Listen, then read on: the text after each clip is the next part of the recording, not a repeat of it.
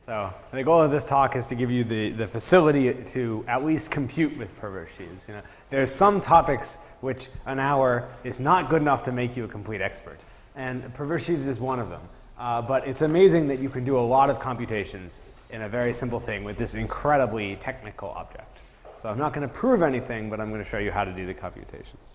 And I'm going to make some simplifying assumptions. So what I'm going to start with.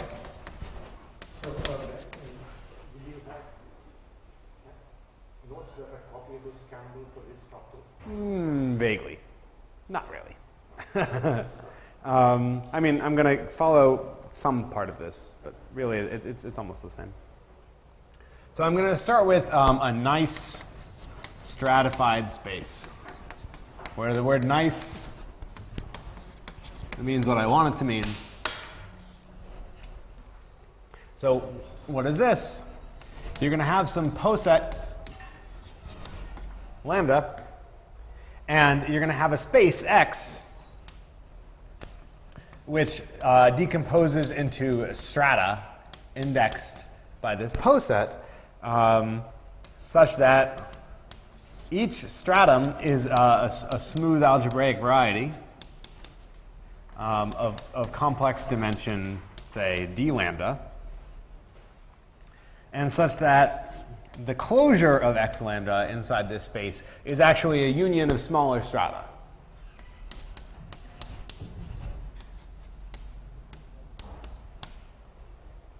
So this is a stratified space, and the key example of such things is they're all going to come from group actions. Okay? So I mean, the main example is you have some group acting on x.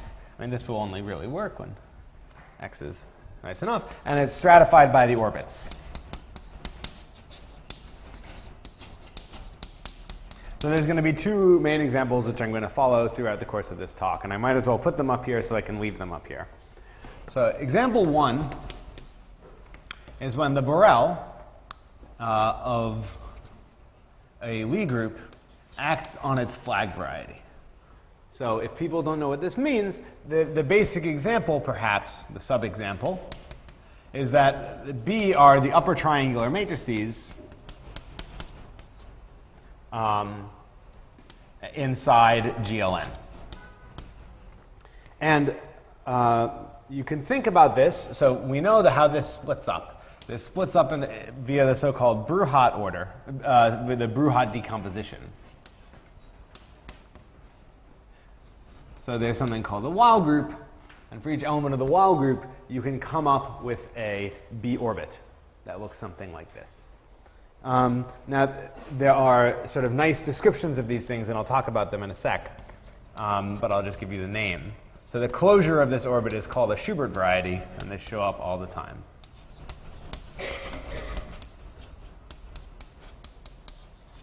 And what's really nice about this is that each orbit itself is isomorphic to a complex vector space. So we'll do some more specific examples of this later on. But the other example that I want to do, and this one is much more accessible, I think. So inside GLN, let's take a certain parabolic. Okay? So what we're going to do is we're going to take some partition of n,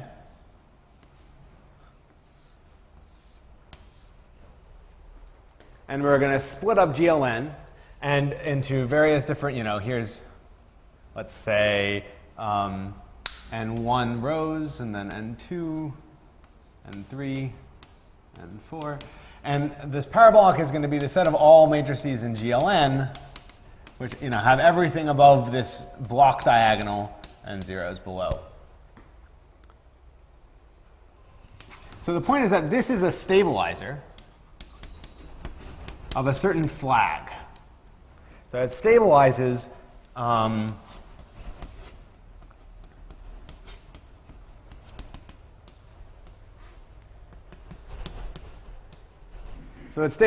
a particular choice of n one-dimensional space inside an n2, inside and so forth. You choose the standard basis vectors, and you do this. Ah, thank you. That's correct. Now, what we can let this act on is the set of Grassmannians of k-planes in this n-dimensional space. Okay? So if we fix a given k-plane, okay, then one has a whole bunch of numbers, which is the intersection of that k-plane with this guy, the intersection of that k-plane with this guy, and so forth. And these numbers obviously don't change within an orbit, because p stabilizes this guy. And so therefore, in fact, these numbers determine the orbit. Okay? So the orbits, you know, on, say, WK, inside V, are determined by these numbers, dimension of WK intersected, let's call this V1, V2. Okay? And when you take the closure, these numbers increase. Okay? These things are normally in generic position, then in the closure, they overlap. So intersection numbers increase in closure. So you can actually study this kind of thing in a very similar way to this one. So say that again? Yes. So when you take the, yes, exactly. When you take the closure, obviously you have itself, so they weakly increase in the closure. Okay? So in addition to this setup, this is a basic setup, we often are interested in, one of the things we're interested in are resolutions of singularities. Okay? So this space is smooth, but this space is usually singular. And what we often care about is the resolution of singularities of that space. So we're interested in some map from Y to say x lambda bar, where this is smooth, and the map is proper, which is to say that fibers are compact, and it's stratified, which is to say that the fibers behave nicely over each strata. So, i.e., F inverse of x mu, mapping to x mu, is a fiber bundle with fiber, say, F mu, and the fiber over the open orbit is just a point. That's what it means to be a resolution.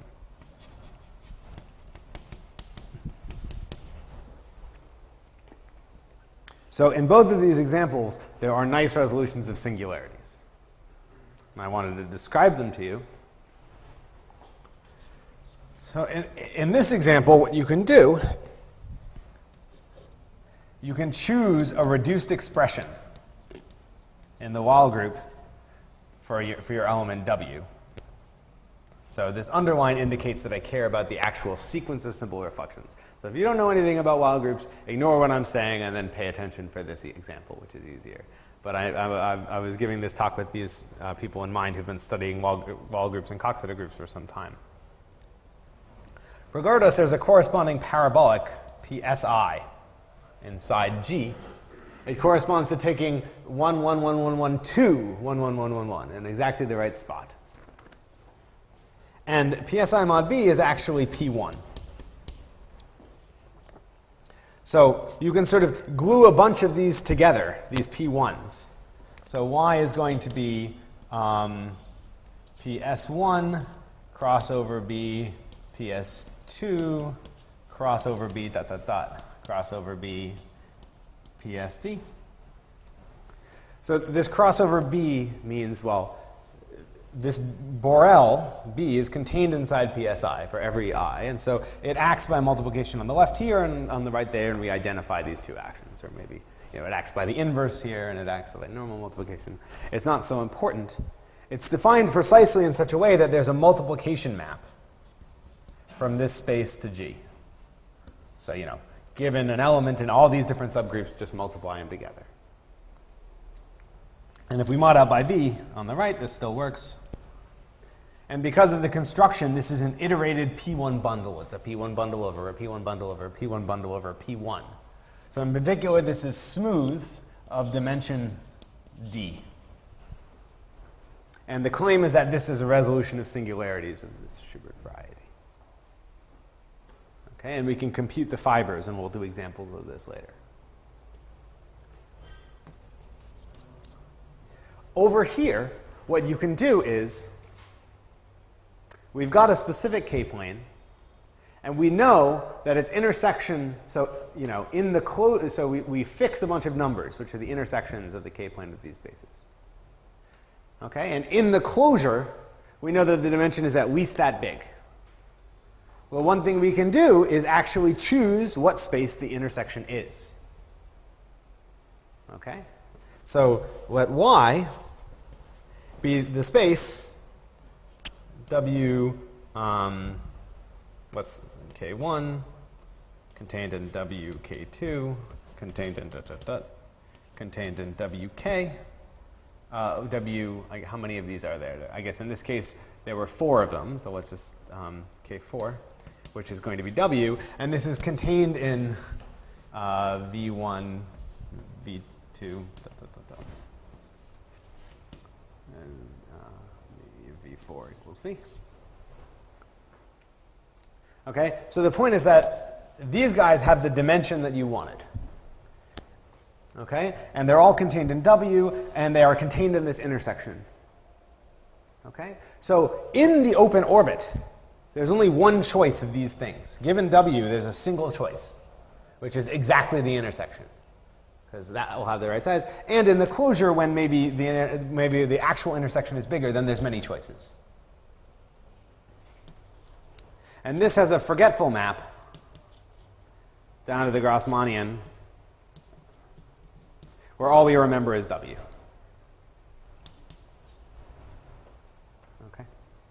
And this is a resolution of singularities. The fact that that's smooth also takes a little bit of thinking.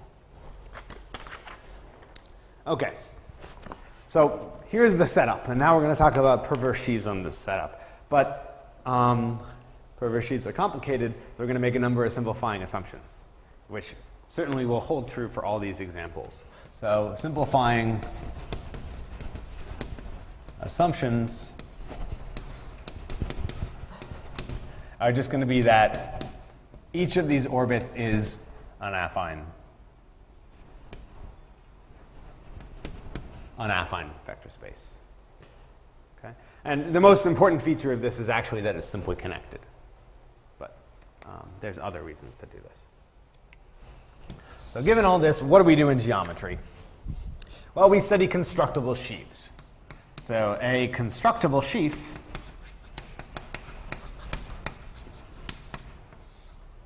F in this category of constructible sheaves on F, X, is, I'm not going to tell you. Too bad. Okay? But what I can tell you is that from a constructible sheaf, you can extract some data. Okay? So F can associate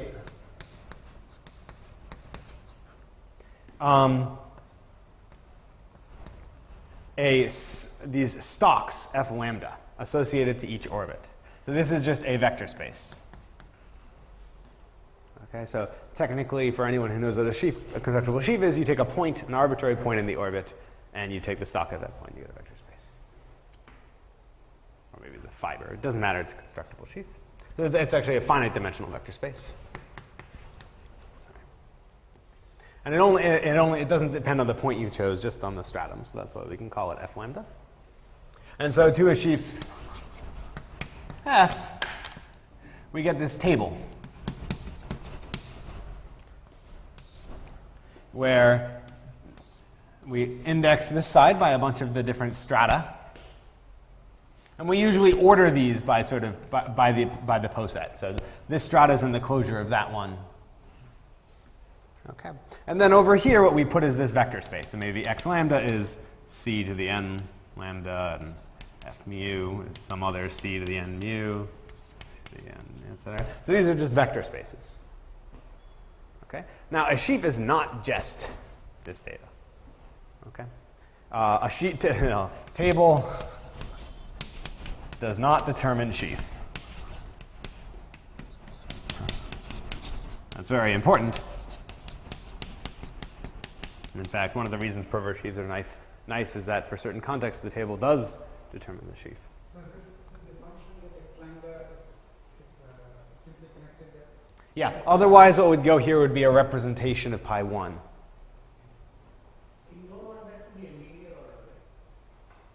Yeah, it's not necessarily linear. So, you know, if you have to put one over here, it's just, I like to draw it in a table. That's correct. It doesn't have to be a linear order. Okay, so the table does not determine the sheaf. The next thing you can do is look at the constructible derived category. So, the constructible derived category d of x is, again, I'm not going to tell you what this is. Okay, and one thing it's not is the derived category of this. Okay, but regardless, if you have this thing, which you can roughly think of as a complex of sheaves, well, it's inside this thing, then to it you can take its cohomology sheaves. So you can think of this as a complex. It has a cohomology, and the cohomology is itself a sheaf. And to this you can get a table as before, which means that I can encode the entire thing now in a two-dimensional table. So I'm sorry that my board work is a little poor, but I'm trying not to erase just yet. So to an element here, we get a table which looks like this. Now it's much bigger.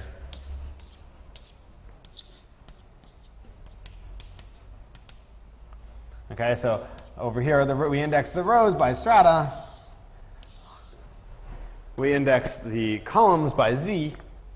And over here, you know, we put a bunch of vector spaces, which is, you know, this thing is supposed to be h0 of f, which at lambda. Makes sense? And once again, a table does not determine a sheaf. So often, taking a sheaf and getting its table is called taking its character. Right, you could encode this in some sort of they're just encoding numbers, which are dimensions. Okay. So let's do some examples of computing tables.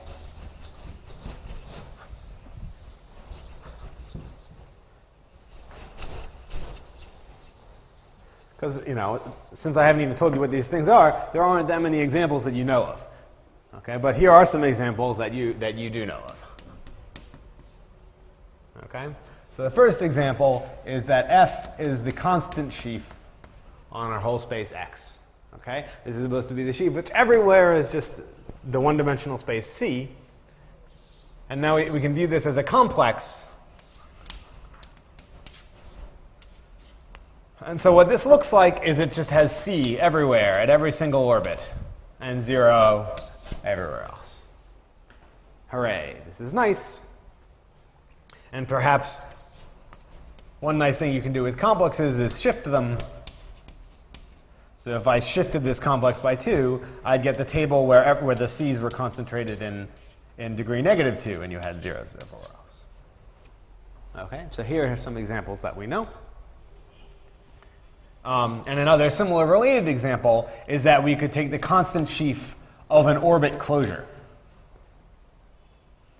which would put, or let's do x mu bar.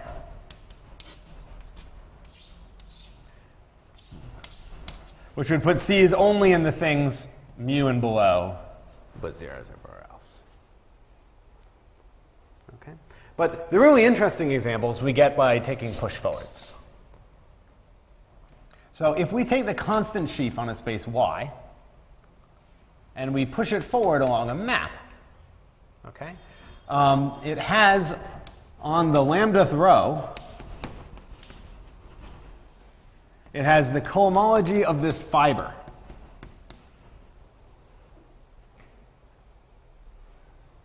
Okay? So this is something that we can really compute. So let's do some examples. Let's do an example of the Grassmannian type over there. So P will be 2 by 2 blocks inside GL4, okay, which is the stabilizer of some plane.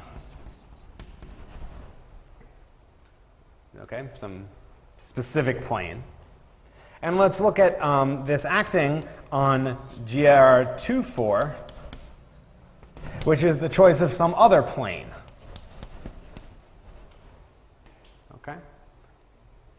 And now there's a particular orbit, the orbit x1, which is the W such that W intersected V is 1, and its closure is the same thing, but where the intersection is bigger than or equal to 1. And our resolution of singularities is going to be pairs. We have to fix both W and the intersection, or a line contained in the intersection.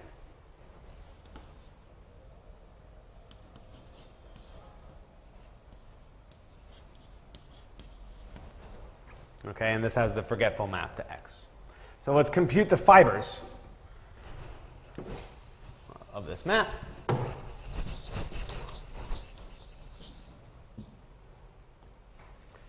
All right. So what we're going to do is we're going to let's call this mu the map to X. And what we're going to do is we're going to push forward not the constant sheaf, but the constant sheaf shifted by the dimension of y. And you can compute that the dimension of y is 3. So I'm going to start this table. I'll put -4 there just for fun.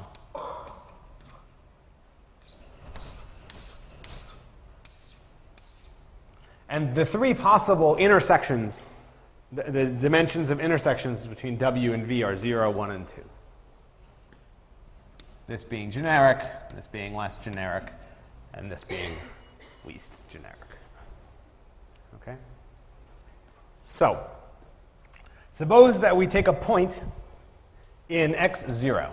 So we have some plane which doesn't intersect V, then it's impossible for there to be a line in the intersection, meaning that the fiber is the empty set. And the cohomology of the empty set is trivial. So we put zeros there. Okay? Suppose that we fix W where the intersection is a line, well then the choice of line is fixed. So the fiber over a given W is a point, the cohomology of a point is C, and we've shifted it down to live there. Meanwhile, if the intersection of W and V is two-dimensional, well, so that's saying W is V, then in fact there's a full P1s of choice. And the cohomology of P1 is a C there and a C there. So you get this table. Okay? And again, this table doesn't determine the sheaf. This is the sheaf. Okay? It has more structure than this table, but this table is good enough. I'd also like to point out right now, since I'm going to use this soon, what are the dimensions of these orbits? Okay? This is the generic orbit, so its dimension is the same as the ambient space. This orbit is, in fact, three-dimensional because it has a resolution of singularities, which is three-dimensional. And this orbit is just the point.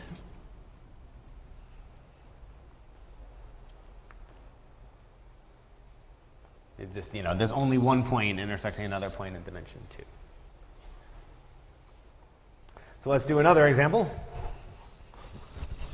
Let's do an example 1.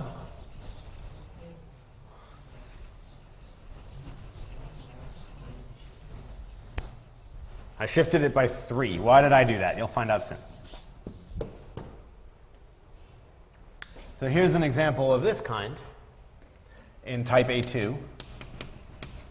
So in other words, for GL3. And let's take the reduced expression STS. So, this is for the longest element of this symmetric group.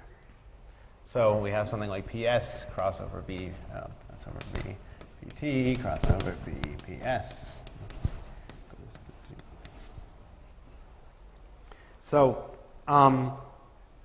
how do you compute fibers in this? Well, it's really basically the same thing as computing sub-expressions of this thing that give you the element you're interested in. And then there's a formula for figuring out the fiber, which is essentially going to be a product of P1s, or an iterated P1 bundle, based on how this sub-expression worked, based on the defect of the sub-expression. So I'm not actually going to go into it, but I am going to basically write down what the answer is, and you can kind of see how it works. So again, this is a three-dimensional thing. I'm going to take the push forward of the constant sheaf shifted by its dimension. Now, there's one orbit for each element of, this is the symmetric group and 3 elements. So there's 6 elements. They're given like so.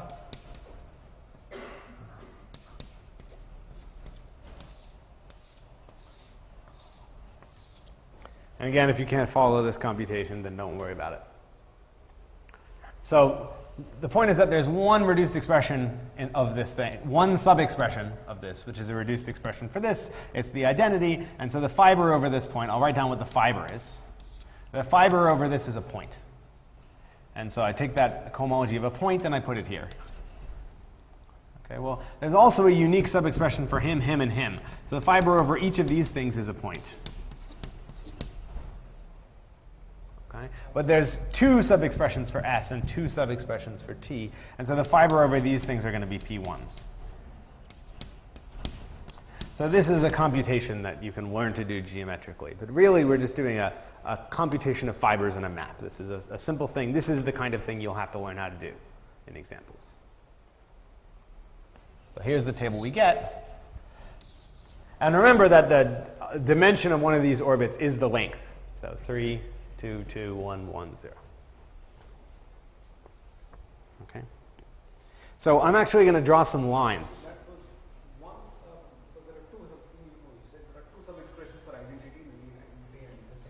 Yes, so the 2 sub-expressions give you a P1. You should think that one's taking the identity element of this group. And then one has a choice of things to multiply by, but mod out by B, because there's a B acting on either side. So really one has a P1's worth of choices. The thing here and its inverse. Okay. So what I'm going to draw on this is the so-called diagonal, which at each orbit goes at its dimension. That right there is the diagonal. Okay? So, here's a definition. A complex, an element of this crazy category, is perverse if, okay, the first condition is table theoretic. Okay? So you draw the table of this thing. You draw this diagonal, which doesn't actually look like a diagonal in practice, right? It looks like something, but regardless. And the sheaf is concentrated on and below the diagonal and is 0 above it. Okay, so for instance, these are examples of things which are concentrated on and below the diagonal. And then the second condition is the same condition, same condition for the Poincare dual of F. Okay? Here's the problem. Okay, so this is the definition, okay? But the problem is that the Poincare dual is something that's incredibly hard to compute. You can't compute it from the table. You have to compute it from knowing what the actual sheaf is. And so this is not the best the thing to work with in practice. Okay? But we're going to use some key facts to make this worthwhile. I guess maybe it's time that I can erase this.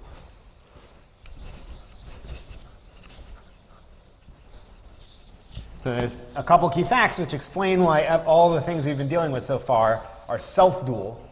And as a result, if something is isomorphic to its dual, then you only need condition A. Okay? So the facts, the wonderful facts, are that the first is that if X is smooth, then we do know what the Poincare dual of the constant sheaf is. It's the constant sheaf shifted by twice the dimension of X. Yes, exactly. But the point is that the constant sheaf shifted by once the dimension of X is self-dual. So what we're interested in are the self-dual things. Okay? And the second key fact is that if F is proper, then duality commutes with taking the push forward. So this push forward preserves self-duals.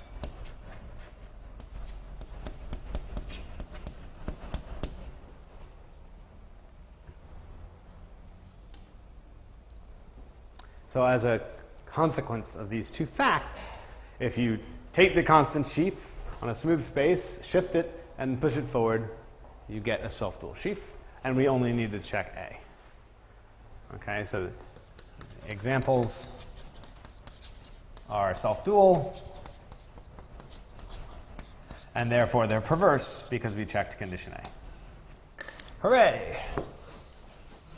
Okay, so in fact, in real life, we only ever work with self-dual things.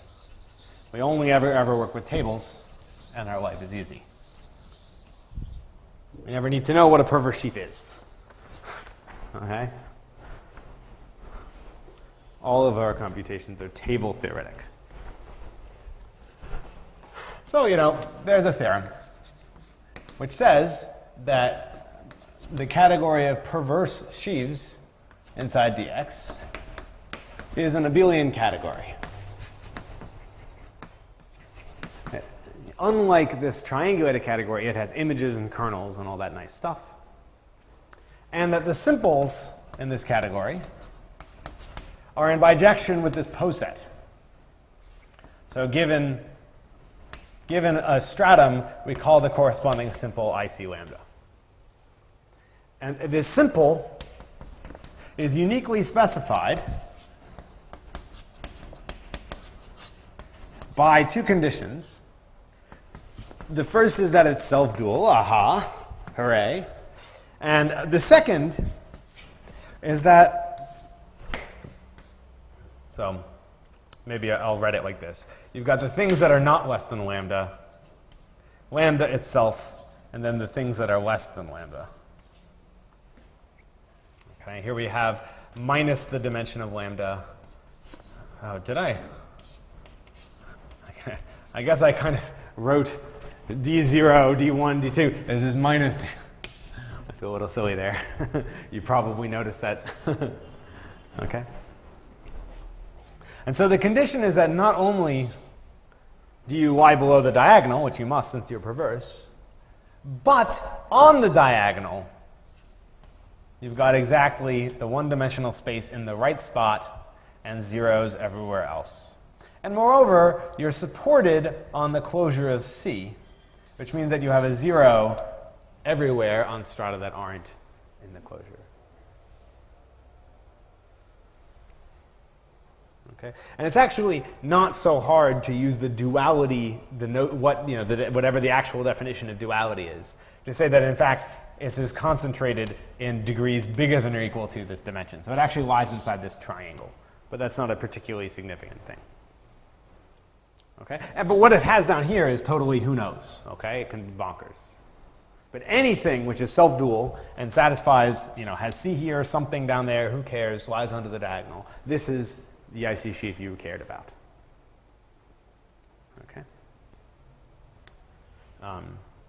So for those of you who know anything about Kazan-Lusztig polynomials, right, self-duality and this character thing is exactly the statement that you're the Kazan-Lusztig basis element. Okay. So, so for instance, this guy is IC1. Okay? He's below the diagonal. He's exactly 1 C on the diagonal and zeros everywhere else on the diagonal. Okay? This guy is not, because he's got two dudes on the diagonal. Okay? So what is he? Well, if he were semi-simple, if he were a direct sum of simples, tables add under simples. And then you'd know that he has to have this guy once and this guy once. Okay? So, in fact, I can tell you right now that this is ICSTS plus ICS. And the reason I know this is a wonderful theorem, but I'll state it in a sec. First, I want to make the following point, that if f is semi-simple, i.e. a direct sum of simples, so f is the IC sheaf of lambda with some integer multiplicities, okay, then it's self-dual, and its table encodes those multiplicities. So on the diagonal, it has Cm lambda, Cmu, Cmb. Okay? And in this case, the table determines the sheaf. Okay? That's the key point. I wish I had more room. Table determines sheaf. Exclamation mark, exclamation mark, exclamation mark, right? So if you somehow manage to restrict to semi-simple perverse sheaves, then actually you don't even need to know what they are. All you need to know what their tables are. Okay? This is fantastic. Okay? And we can do a similar thing for things that are sums of IC sheaves with shifts. Okay, so we'll get to that in a second.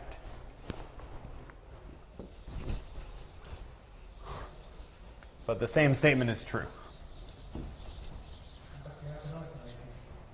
But you have to know it's semi-simple. Right? So, a priori, this could be some like weird, have a filtration whose subs are these different IC sheaves. So the table you wouldn't know what it is. But in fact, it's semi-simple because of the following theorem. The decomposition theorem, which has an old, very hard proof and a fairly easy new proof, due to Di Cataldo and Migliorini, is that if you have a proper map, okay, then the push forward preserves semi-simples with shifts. Okay, so said another way, if you take the push forward of the constant sheaf on y, shifted by its dimension, if y is smooth, then this thing is going to be semi-simple. So it's a direct sum of various IC lambdas with some multiplicities, except that these multiplicities can have shifts. Okay, so let me explain what I'm going to write. Okay. What I mean by this is if we take IC to the v, that means we take IC shifted by 1. IC to the v squared is IC shifted by 2. IC to the v plus v inverse is IC shifted by 1 plus IC shifted by minus 1. Okay? And duality sends v to v inverse in this case. So if this, we know this is self-dual. So if v appears, then v inverse must appear the same number of times. V squared appears, v to the minus 2 appears. Okay? So this is the condition for it to be self-dual with shifts and semi-simple. Okay? Now, if you look at its character table, and this is a good example, okay?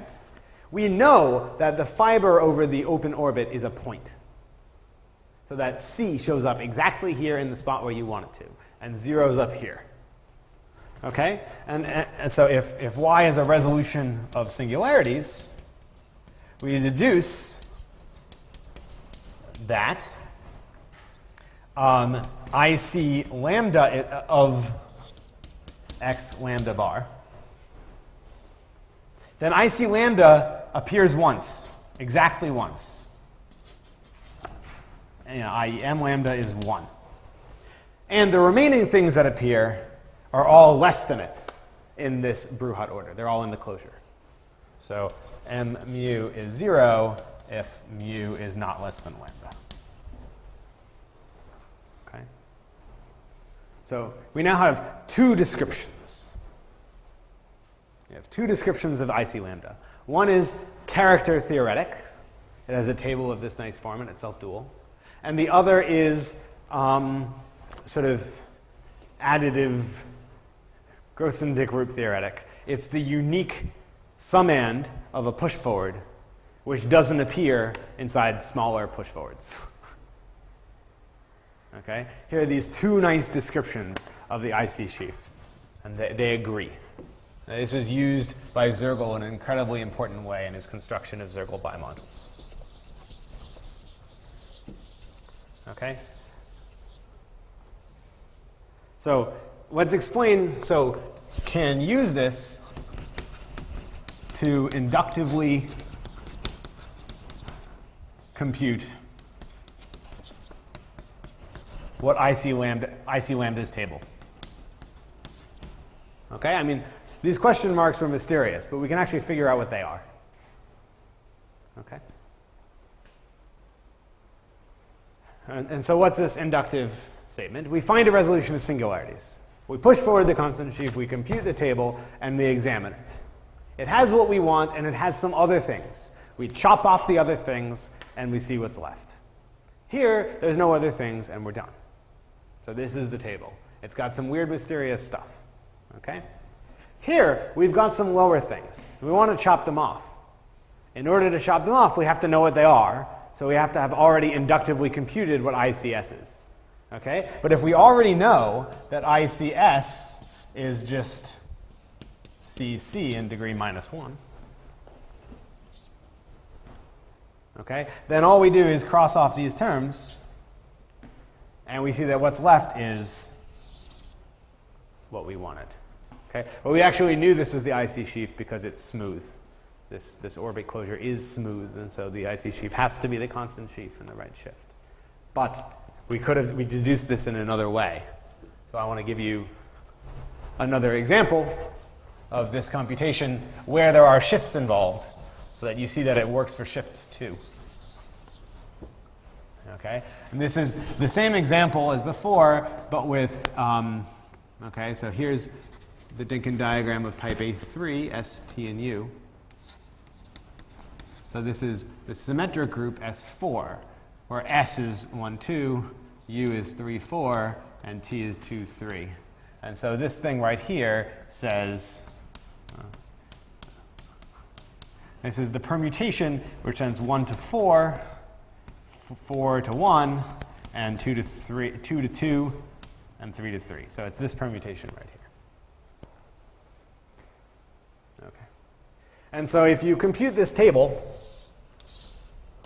okay, SU, TSU, there's a whole lot of things that are less than it. I don't want to write them all. Okay? But eventually, you get down to SU, SU, and 1. Okay? Minus 5, minus 4, minus 3, minus 2, minus 1. Yeah. So what's the fiber? Okay? The claim is that for each one of these things that I haven't written down, which includes T, for instance, that there's a unique sub-expression of this for this. And so, in fact, the fiber is a point. Okay? But in fact, for these four things, where your sub-expression cannot have T in it, there are, in fact, 4 reduced expressions. Okay? Really, which S do you choose and which U do you choose? Okay? For the things that have them. For the things that don't have them, do you take both S's or no S's? Do you take both U's or no U's? Okay? And these things commute, and so, in fact, the fiber is P1 cross P1.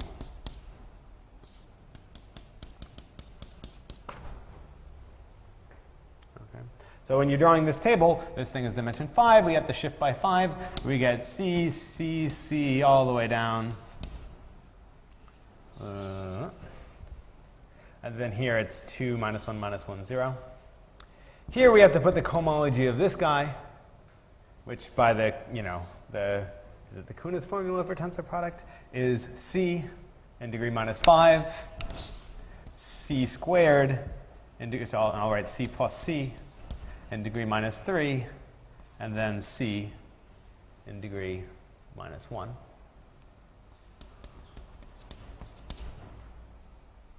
Okay, all the way down. Okay, and so the diagonal is actually right here in between these things. Okay, so this is not perverse. Why is it not perverse? This guy's lying above the diagonal. Okay? So don't be fooled into thinking that this guy lying on the diagonal and also this guy lying on the diagonal is important. It's not. Okay? Because first, we have to deal with the things above the diagonal. Okay? So we start and we go and we find the rightmost diagonal. Okay, so step one is find rightmost diagonal. So lo and behold, if we shift the diagonal up by 1, we've found something. And this thing right here indicates that there's one copy, a one-dimensional space, of this IC sheaf with a shift. Okay? So that says that ICSU with a shift up appears once. But by self-duality, this thing is self-dual, so that also implies that ICSU with a shift down also appears once. So we should cross them both off. And that takes care of the things. You know, you can't work below from the diagonal below because there's all this garbage and you have no idea what's going on. But if you work above, there's no garbage, and so the first thing you hit, you can get rid of. Okay? So we have to inductively compute what ICSU is. Well, SU is smooth, so again, it's going to be the constant sheaf. Okay? So inductively, you found this, and we know what we're supposed to be crossing off. So we're supposed to cross off the constant sheaf on SU, which is just a straight line of C's. And we're supposed to be crossing it off with a shift by 1 and with a shift by -1. Okay? Then we're done with this diagonal, and we move down to the next diagonal, and now we're on the main diagonal, and there's nothing left. So what remains is perverse. And so it's what we want. Okay? So that's what remains. So, cross off and repeat. And what remains when we're done here is the IC sheaf of SUTSU. So we can see this thing is not smooth because its IC sheaf is not just a constant sheaf, it has these little guys here. Okay, and those of you who did the computations with the casualistic basis saw the same exact thing up here. So pretty much these are the kind of computations you want to do with perverse sheaves. You want to know how big they are. And this is the way that you do it. You sort of inductively build this up by finding reduced expressions of each orbit, starting with the lowest one and working your way up and figuring out what all the IC sheaves are along the way. I guess the only remaining computation you kind of want to do with IC sheaves is pull them back and push them forward and be able to work with them just like you could work with constant sheaves. Unfortunately, there's no table theoretic way to know what happens when you push this forward. Okay? So that's unfortunate. Okay, so here's an example of one other thing you might want to do.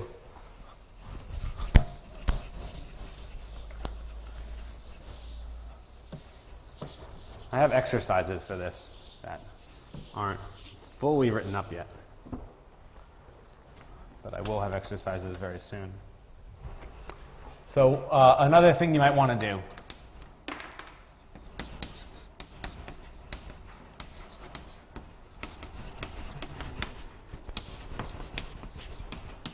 is push forward and pull back.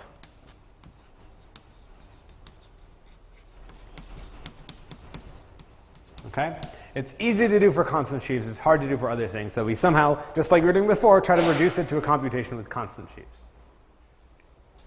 So here's an example of why this might be interesting.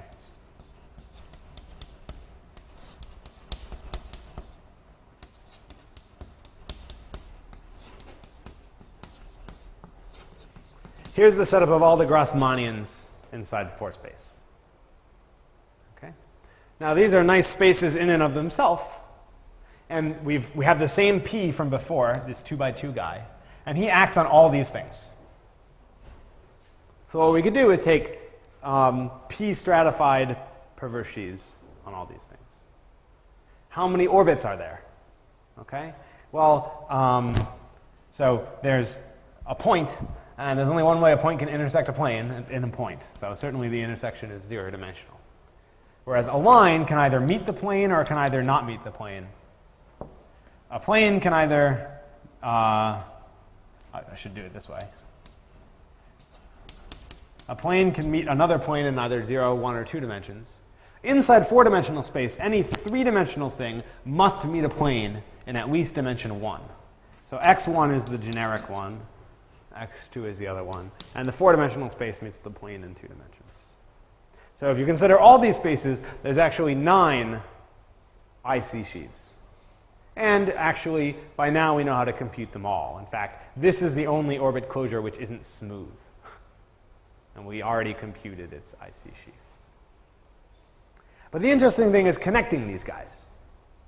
So, for instance, we could take a partial flag variety of a point contained in a line contained in 4 space. And this has 2 forgetful maps. Forget the line and remember the point, or forget the point and remember the line. Well, this one's kind of trivial, but this one's a little more interesting.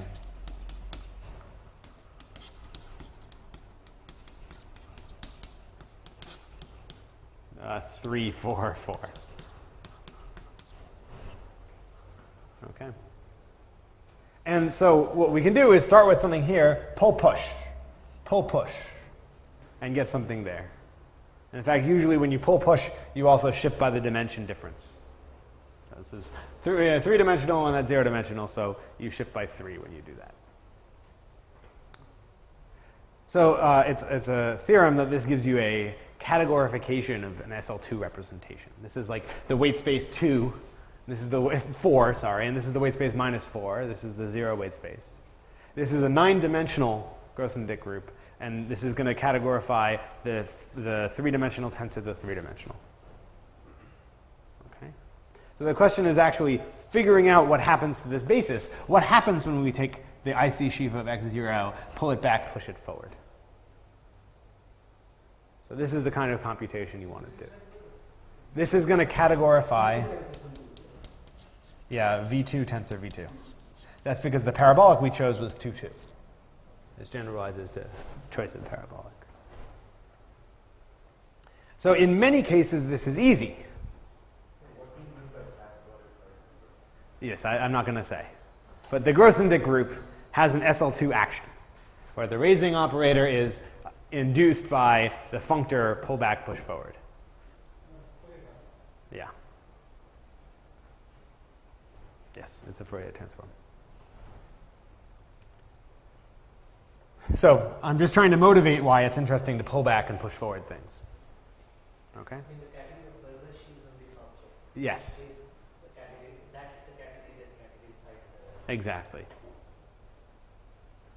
But anyway, how do we pull and push? Okay? Well, it's when the IC sheaf is the constant sheaf on the closure, it's easy. Okay? Because when you pull back a constant sheaf, you get a constant sheaf. And then we know how to push forward a constant sheaf, table-wise. Okay? So, because pull back of C is C. So, I mean, it's only the constant sheaf on the pre-image. Okay? But that's good enough. But when the IC sheaf is not the constant sheaf, we can't do it with the table. But in fact, it's still quite easy to deal with. And I'll just draw this here. Remember that we had this resolution of singularities, say, okay, which mapped down to x1 bar in this singular case. And then we wanted to pull up to, say, FL 2, 3, 4, and then push down to GER 3, 4. So I guess this doesn't map to that, the pre-image of this. Okay, so maybe I should replace this with, if this is pi inverse of x1 bar inside FL 2, 3, 4. Okay. Well, we wanted to deal with the IC sheaf here. We wanted to pull it back, push it forward. Really, that's saying start with the constant sheaf and do push, pull, push. But thankfully, there's the, what's it called? The projection formula, which says that push-pull is the same thing as pull-push. So what we want to do is we want to take the fiber product of y over this thing here with this thing here. And we can pull push. So this is constant sheaf pulls back to constant sheaf. So actually all we need to compute is the fibers of this map. Okay, so the projection formula for the wind.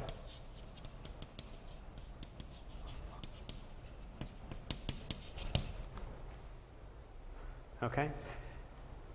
What if we have a resolution of singularities? Isn't just the IC sheaf, it has some other summands. Well, then you figure out what happens to the lower summands, and then you figure out what happens to the whole constant sheaf, and you subtract. Bada boom, bada bing. So this is sort of your method for doing everything. It's just computing fibers. I think that's all that I wanted to say.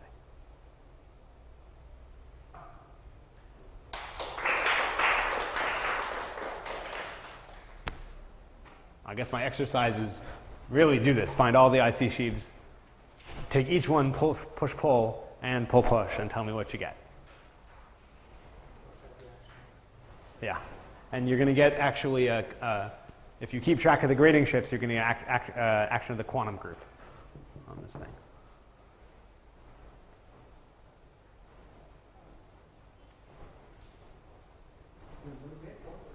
An action of UQ-SL2. Or UV SL2. I said the grading shifts are V's.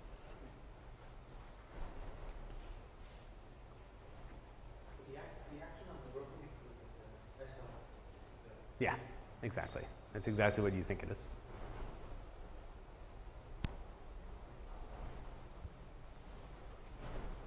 And I guess maybe the most interesting thing is, this descends to some particular basis of this space. And it's not the easy basis. It's the canonical basis. What basis does it go to?